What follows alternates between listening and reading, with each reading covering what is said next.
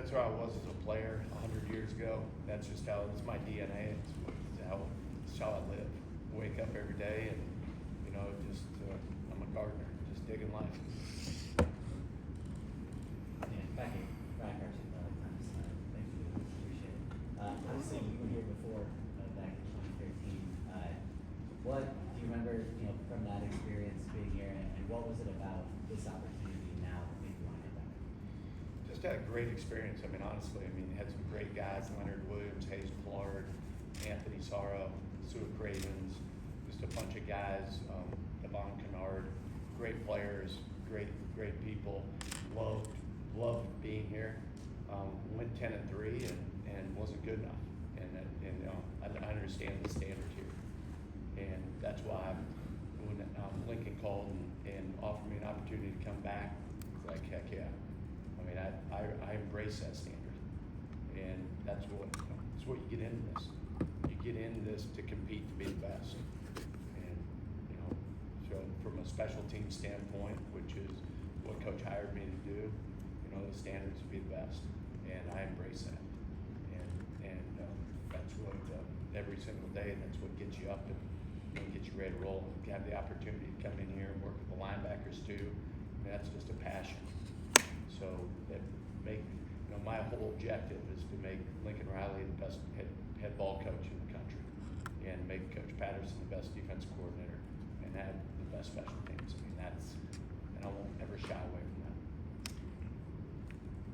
Back here, Ken Hollowell, USC on that side. A lot of special teams come down to just attitude and effort, kind of what people put into it. But out of all the great special teams units you've been a part of, has there been like a common theme that they all have in common? Yeah, it's ABT, all about technique. For ABM, all about money. That's what this game's about. It's about teaching your guys technique. It's about identifying skill sets, putting them in the right position to be successful, and then letting them go out and hunt and make full speed decisions. And we're going to go out there. That's how we're going to play. We're going to give them, we're going to teach them, give them the tools, and we're going to unleash them. Over here, Haley Sawyer, Orange County Register. Last season, Lincoln Riley was very hands-on with the special teams. He was in almost all of their meetings. Just kind of curious, is that going to be the case again this season? What's the dynamic there? I hope so. Last place I was at, the head coach never came to one, and before that, it came to all of them. So I'd love for that to happen. Just places that importance on the teams, and he's already done that. So I'm excited for it, and just excited for the opportunity. Like I said, my objective here is to make him the best head ball coach in the country, and that's what I tend to do. So what have you seen from the linebackers that you got here? And is there anything specific that you look for in linebackers or the guys you're recruiting? Again, everybody else, I walked into this situation, and Chad and Lincoln and all those guys, everybody else, all the coaches that were here, have obviously, it's been well documented, done a phenomenal job recruiting. And so we've got the pieces in that room. It's talented. I've had over 30 linebackers that I've coached that have gone to the NFL. And so we've got guys in there with that ability. Now it's just about getting it out of them. And you got to put it on film. That's it. So if they don't, that's on me. I'm a guy. I don't believe in pointing a finger, point a thumb. So I'm excited about the opportunity to work with a very, very, very talented group and get them rolling. Hey, Coach, over here. More specifically, what's your evaluation so far from what you've been able to see and watch on film with Desmond Stevens and Jaden Walker? Again, very talented, but that goes for the whole group. What I've liked so far in all of our interactions, these guys are tremendous leaders as well. And so they not only, they act like pros right now. And there's a saying, you want to be a pro long before you're a pro. And you don't wait, you do it now. And I think, again, they've had a great, Coach Ryan's done a great job, setting a great foundation with those guys. And obviously, there's a guy who has been in the NFL his entire career. And so he's been awesome. You know, really have enjoyed getting to know him and have known him a little bit before I got here. But you know, shoot, I'm just here to build upon what that, you know, what that room, what their foundation is. Thank you. Obviously, both special teams coach and linebackers coach. How do you manage that balance, and how did you end up becoming or getting into special teams after you were a linebacker here in college? Yeah. Tell you, went 10-3 here in 2013, right? We got fired. And then went to Georgia, went 10-3. Then next year, 10-3, number 7 defense in the country, we got fired. And so, you know, won 30 games in 3 years and put a for sale sign in my house, in my front yard 2 times. So getting into special teams, it was kind of a way for me to be on an island. And there's a saying, my ass, my hands. And I like, excuse me, I like that. You know, so, you know, it's about all we are as teachers. And you get to go out there and you get an opportunity to get in front of the entire team and teach them. And teach them the tools, right, to be successful as players. So that's why, long-winded explanation, but that's why. And to have the opportunity to coach the special teams and coach inside linebackers that's a dream job for me. Coach, you were at Tennessee, and then to go to Nebraska last year where you grew up, they did a lot to get you there. Now you're at USC. What about this opportunity was so appealing to you that made you leave Nebraska, a place where you're from? Well, that was the first time in my career that I had never coached on defense. You know, I just had all the special teams, and you know, I enjoyed that. I enjoyed the experience. And they had been down for several years on special teams, and quite frankly, I wanted that challenge. And you know what? We flipped it. And we turned it around, we identified, we taught them, and brought in some people. And you know, and it was on a very, very strong foundation from a special team standpoint, and it was kind of on cruise control. And one thing about life with anybody who is ambitious, I don't like feeling comfortable. And I could have sat back and been comfortable, and I don't like that. So I wanted another challenge. And when Lincoln called and offered me this opportunity, what a great challenge. I had no idea it was going to have the opportunity to work with the Hall of Famer and Coach Patterson, and you know, and future Hall of Famer with Coach Riley. So pretty awesome deal. Last season, USC struggled with tackling on special teams, and it's obviously an important part of being a linebacker. As someone who's played the position yourself, at this point in the year, how do you go about, like can you teach the fundamentals of tackling? Like, how do you get them in the mindset to attack like that? It's a great question. Again, it boils down to there's only so many techniques in football. And coaching special teams, again, you get an opportunity to coach the entire team, every player on the team.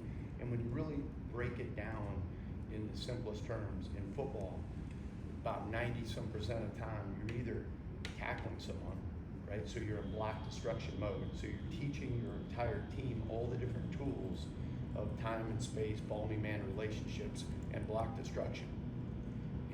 Or the other times, you're blocking someone. So flip it around on your return units. Now you're teaching your entire team all the techniques and fundamentals of blocking. So going back to the tackling piece, it's just base fundamentals. And it's not how many times you can really tackle somebody and pound and take somebody to the ground. It's about how many times can you get your body in that position.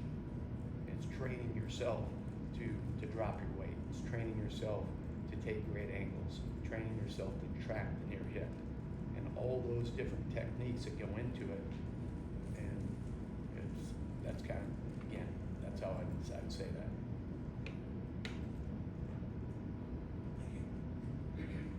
I'm going to go back to the guys you have here, the linebackers you have here.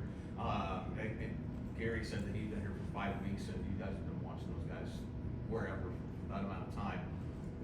What do the linebackers here that you see, like Jaden and Desmond and Talanoa is here now, and some of the younger guys, what have you seen from those guys that really impresses you, that leads you to believe that you do have a talented linebacker here? Well, Ray Charles can see that we have a talented linebacker in here, and I'll tell you, we've got great size, we've got great speed, athleticism, and balanced body control. So it's all those different things that they've done from an evaluation standpoint to get the right guys in here. And now it's just about putting them in position, training them, and putting it on film. So we've got, I mean, I've been in so many rooms over the years, and man, this has got to be, if not the most talented, one of the most talented rooms I've ever been in. Thank you. Gonna go for the mic, sorry. It's kind of an open-ended one, but your track record speaks for itself. What makes you such an effective coach? Well, you'd have to ask my wife. No. I love what I do, and I believe this, and in doing this for 20-some years, that really there's three things as a coach, and this has been my recipe that it really worked for me. And number one, I told our players, I said, fellas, my job is to earn your respect. Let me be real clear about that. If I can't make you the best player you can be, I'm worthless to you. You don't need an 80-year-old friend. You need a teacher, you need a mentor, right? That's all we are. So that's my first job, is to earn your respect, right? Show that I can teach you. My second job is to earn your trust. And that both those two things take time. You know, I'd say like in the fourth quarter, you're playing somebody and you know what, it's a fan. Am I gonna point a finger or point a thumb? Are we in it together? We're really in it together. So proving that you can develop guys and earning their trust are the first two components. And once you have those, and once they figure out that you actually care about them, now you got something. So I think that that recipe, it doesn't matter. Everybody wants to talk about, oh, kids have changed these days, right? This new generation. No, they haven't. Kids are kids. They're no different than when I was playing 100 years ago. They're the same. All that's changed are influences. We didn't walk around and we didn't have cell phones back then, and we didn't have all the social media and people, you know, coming out of the woodwork, and everybody got an opinion and everybody can put it in, and it's instant. It's right there, right? So that part of it, that's the only thing that's changed. Humans are humans. And so when you have those three components and you can do that, that's, to me, that's it. Coach, kind of peeling back the layers a little bit. You know, it's part of your DNA being a coach. If you weren't a coach, what would you be doing? Probably a professional water skier. Okay. Yeah. I love to ski, man.